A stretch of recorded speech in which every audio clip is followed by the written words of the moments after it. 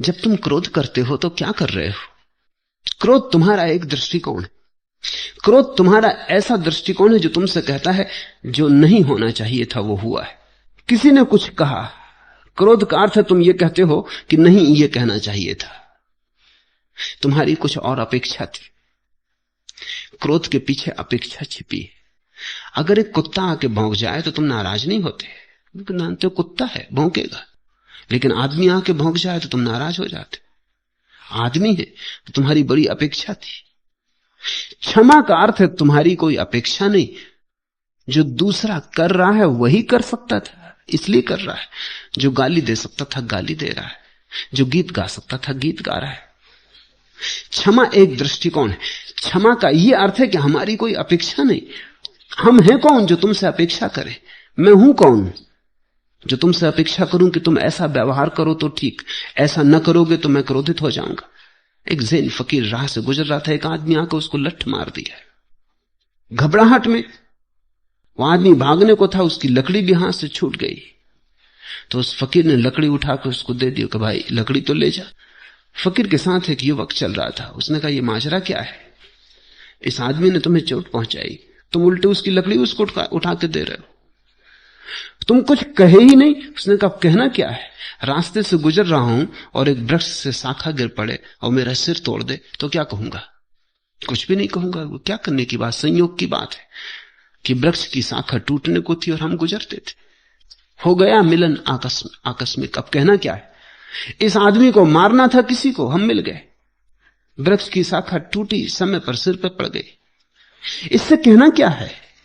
और ये जो कर सकता था वही इसने किया है। न कर सकता होता तो करता ही क्यों? जो इसके भीतर हो सकता था हुआ है। मैं कौन? ये संसार मेरी अपेक्षा से चले, इससे ही तो क्रोध पैदा होता है।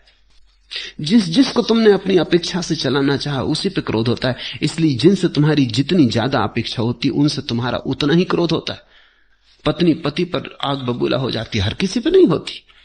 हर किसी पे होने का सवाल ही कहां है? अपेक्षा ही नहीं है। जिससे अपेक्षा है, बाप बेटे का पे क्रोधित हो उठता है। अपेक्षा है, बड़ी आशाएं बांधी हैं इस बेटे से और ये सब तोड़े दे रहा है। सोचा था ये बनेगा ये बनेगा, बड़े सपने देखे थे और ये सब उल्टे हुआ जा रहा है। जिससे तुम्हारी अपेक्षा है, ध्यान रखना, वहीं वहीं क्रोध पैदा होता है। जिनसे तुम्हारे कोई संबंध नहीं, कोई क्रोध पैदा नहीं होता। पड़ोसी का लड़का भी बर्बाद हो रहा है, वो भी शराब पीने लगा है, मगर इससे तुम्हें चिंता नहीं होती। सुना है मैंने, एक यहूदी अपने धर्मगुरु के पास गया और उसने कहा, मैं बड़ी मुश्किल में पड़ा हूं। मेरा लड़का अमेरिका गया था, लौट के आया तो वो ईसाई हो गया।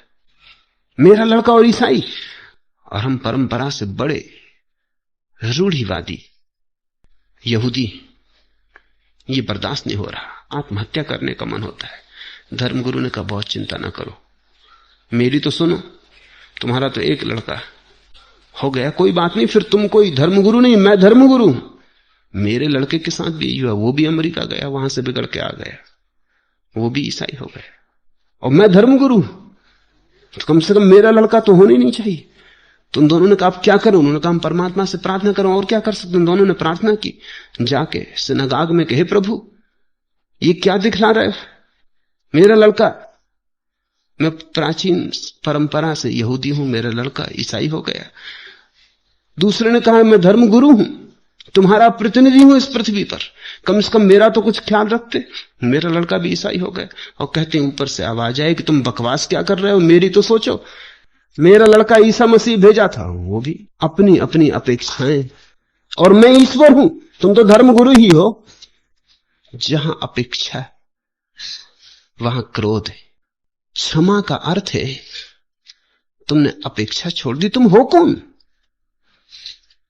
माना बेटा तुमसे पैदा हुआ है, लेकिन तुम हो कौन?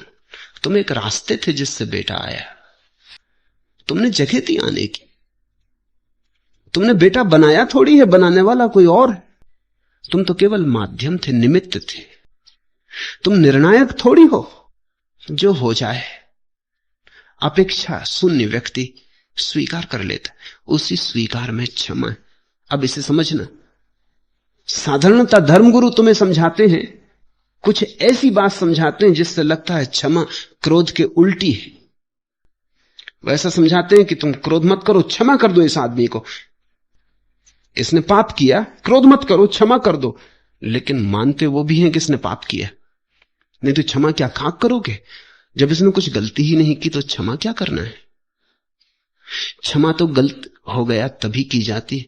तो फिर क्रोध और क्षमा में एक बात तो समान रही कि इसने गलती की। कोई क्रोध करता है गलती पर, कोई क्षमा करता है गलती पर, लेकिन गलती दोनों स्वीकार कर लेते हैं। मेरे क्षमा का अर्थ और महावीर की क्षमा का अर्थ बिल्कुल अलग है।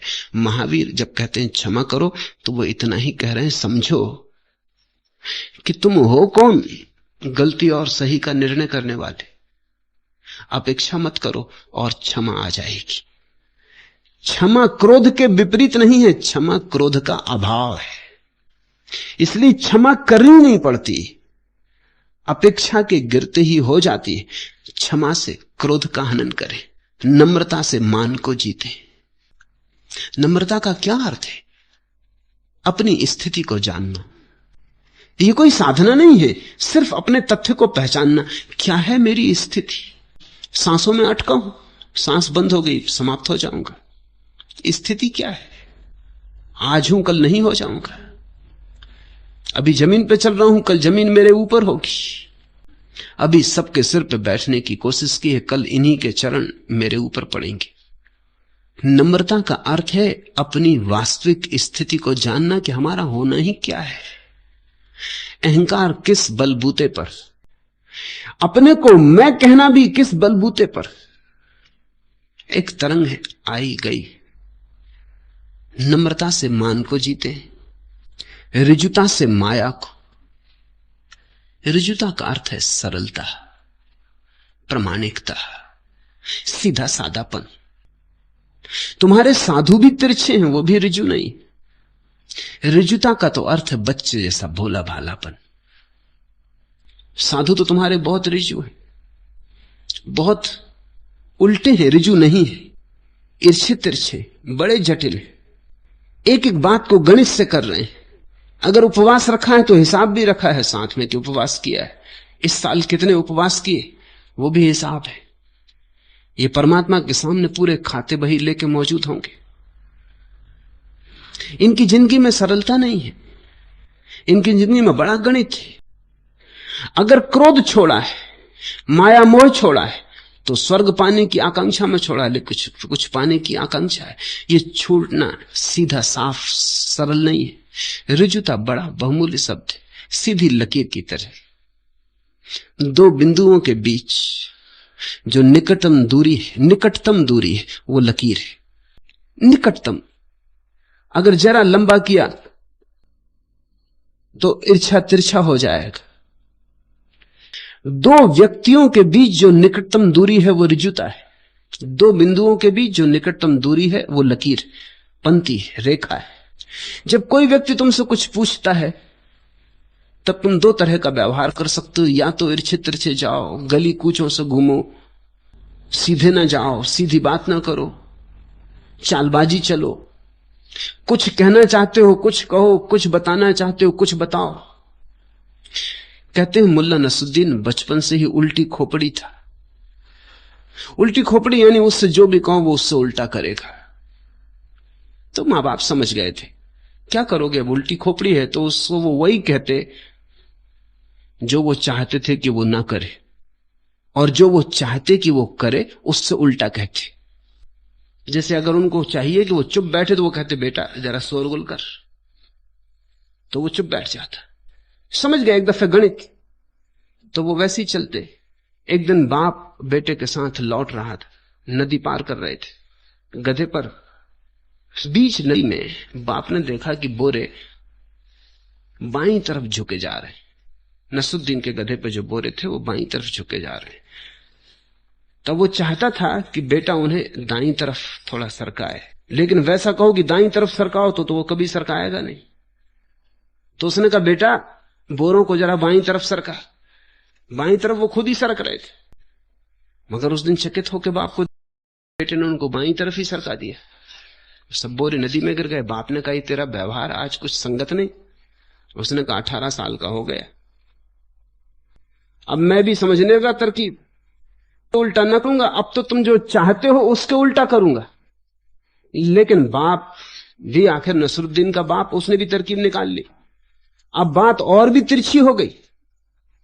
अगर बाप को चाहिए कि बोरे दाएं तरफ सरकाए जाएं, तो पहले तो वो कहता था कि बाएं तरफ सरकाओ। अब अगर दाएं तरफ ही सरकवाना हो तो कहना पड़ता कि दाएं तरफ सरकाओ, क्योंकि बेटा सोचेगा ये बाएं तरफ सरकवाना चाहता है, इसलिए दाएं तरफ सरकाएगा। अब और तिरछी हो गई बात, गणित और उलझ गया। दो बिंदुओं के बीच जो सीधी रेखा है वही ऋजुता है, कहना है वही कहो, जो कहते हो वही हो जाओ, ऋजुता का अर्थ है। नहीं तो उल्टा होता है। तुम जाते हो किसी के पास, तुम कहते, तुम हंस रहे हो इस बात पर, लेकिन अगर खोजोगे तो इस उल्टी खोपड़ी को हर खोपड़ी में छिपा हुआ पाओगे। तुम किसी के पास जाते हो, तुम कहते हो कि आपके चरण की धूल हूं, मैं तो कुछ भी नहीं। तुम चाहते ये हो कि यो कह रहे आप और चरण की धूल, आप बड़े महापुरुष। अब समझो कि वो दूसरा आदमी कहा कि बिल्कुल ठीक कह रहे हैं आप, चरण की धूल तो है ही, इसमें कहने का क्या है। तो आप नाराज हो जाएंगे कि हद हो गई, इस आदमी को शिष्टाचार भी नहीं आता। तुम जरा ख्याल करना, तुम्हारी जिंदगी में ये उल्टी खोपड़ी काफी समाई हुई है। तुम चाहते कुछ और हो, कहते कुछ और हो, ये धोखा फैला चला जाता है। महावीर कहते हैं ऋजुता से माया को, वो जो कपट तिरछापन है, उसको ऋजुता से जीत लो। क्योंकि जितने तुम कपट से भरते जाओगे उतने जीवन में उलझन होगी, उतना तुम्हारा जीवन पांखों में कट जाएगा। सरल व्यक्ति शांत होता है। देखा तुमने, जब भी तुम झूठ बोलते हो तभी अशांति होती, क्योंकि फिर याद रखना पड़ता झूठ को कि किससे क्या बोले। जो आदमी झूठ ही बोलता रहता है सबसे, उसका जरा हिसाब तो समझो। एक बात तो माननी पड़ेगी, उसकी स्मृति की दाद देनी पड़ेगी। याददाश्त तो देखो, याद रखना पड़ता है। सत्य को याद रखने की कोई भी जरूरत नहीं। जो व्यक्ति सच्चाई से जीता है उसे याददाश्त की जरूरत ही नहीं, क्योंकि सच हमेशा वही का वही है। लेकिन तुमने एक से कुछ कहा, दूसरे से कुछ कहा, तीसरे से कुछ कहा, फिर हिसाब रखना पड़ता है, पहले से क्या कहा, दूसरे से क्या कहा, तीसरे से क्या कहा। मुल्ला नसरुद्दीन दो स्त्रियों के प्रेम में थे। बहुत कम लोग हैं जो एक स्त्री के प्रेम में। द्वैत हमारा सभी जगह होता है। तो एक स्त्री से कहता है कि तुझसे सुंदर इस जगत में कोई भी नहीं, दूसरे से भी यही कहता है कि तुझसे सुंदर इस जगत में कोई नहीं। दोनों बातें झूठ थी, कम से कम एक तो झूठ थी ही। एक दिन संयोग की बात, दोनों स्त्रियां साथ मिल गई और दोनों को शक तो था ही। उन्होंने नसरुद्दीन से पूछा, आप कहो कि कौन स्त्री दुनिया में सबसे ज्यादा सुंदर है। नसरुद्दीन थोड़ा झिझका, उसने कहा कि तुम एक दूसरे से ज्यादा सुंदर। एक दूसरे से ज्यादा सुंदर, आदमी तरकीब निकाल ही लेता है, लेकिन हम झूठ बोलते चले जाते हैं, जाल उलझता चला जाता है। धीरे धीरे तो बहुत बार झूठ बोल के ऐसी हालत आ जाती कि हमें भी लगता है कि शायद यही सच होगा, क्योंकि इतने दिन से बोल रहे हैं, याद भी नहीं आती कि कब शुरू किया था। बहुत बार बोलने से, बहुत बार पुनरुक्त होने से झूठ स्वयं को भी सच जैसा मालूम पड़ने लगता है। तब तुम अरिजु हो गए।